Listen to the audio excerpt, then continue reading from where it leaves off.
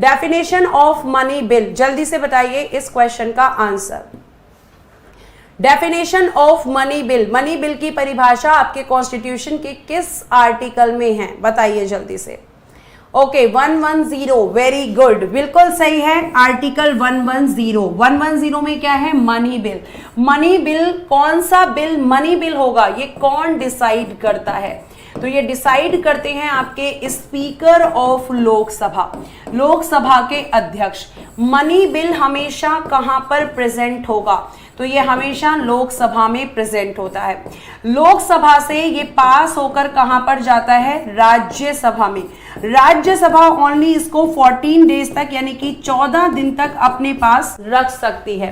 केवल इतनी ही पावर होती है कि इस मनी बिल को 14 डेज तक अपने पास रखे, इसके अलावा इसके पास में मनी बिल को लेकर कोई पावर नहीं होती है। और अगर मनी बिल लोकसभा में पास नहीं हो पाया तो इसका मतलब है कि सरकार को अब मेजॉरिटी नहीं है, सरकार को अब बहुमत नहीं है, मतलब कि सरकार गिरने की नौबत पे है, क्योंकि मनी बिल कौन लेकर आता है, सरकार ही लेके आती है। और मनी बिल लोकसभा में जब प्रेजेंट होता है तो प्रेजेंट होने से पहले बिफोर आपका क्या किया जाता है, प्रेसिडेंट का अप्रूवल लिया जाता है, यानी कि बिफोर अप्रूवल ऑफ प्रेसिडेंट, क्या कह सकते हैं, बिफोर अप्रूवल ऑफ प्रेसिडेंट आपके मनी बिल को प्रेजेंट किया जाता है। और ध्यान रखिएगा कि इस बिल को, आपके इस बिल का जो स्पेशल प्रोसीजर है यानी कि जो विशेष प्रक्रिया है वो आपके आर्टिकल 109 में है, इंपॉर्टेंट आर्टिकल है। एक आर्टिकल इसमें दे रखा है आर्टिकल 44, इसमें क्या है, यूनिफॉर्म सिविल कोड, बहुत इंपॉर्टेंट आर्टिकल है। आर्टिकल 44 क्या है, इसमें यूनिफॉर्म सिविल कोड, ठीक है, यूनिफॉर्म सिविल कोड, समान नागरिक संहिता, सिविल कोड, समान नागरिक संहिता हिंदी में बोलेंगे। और यूनिफॉर्म सिविल कोड पूरे इंडिया में केवल कहां पर है, पूरे इंडिया में ओनली आपका गोवा में है। केवल गोवा ऐसा आपका स्टेट है, ऐसा राज्य है जहां पर यूनिफॉर्म सिविल कोड है। बिल्कुल प्रियंका, बिल्कुल सही आपका जो है एक तरीके से कहें तो हाँ बिल्कुल सही कमेंट है, गोवा में ये इंप्लीमेंट है, ठीक है।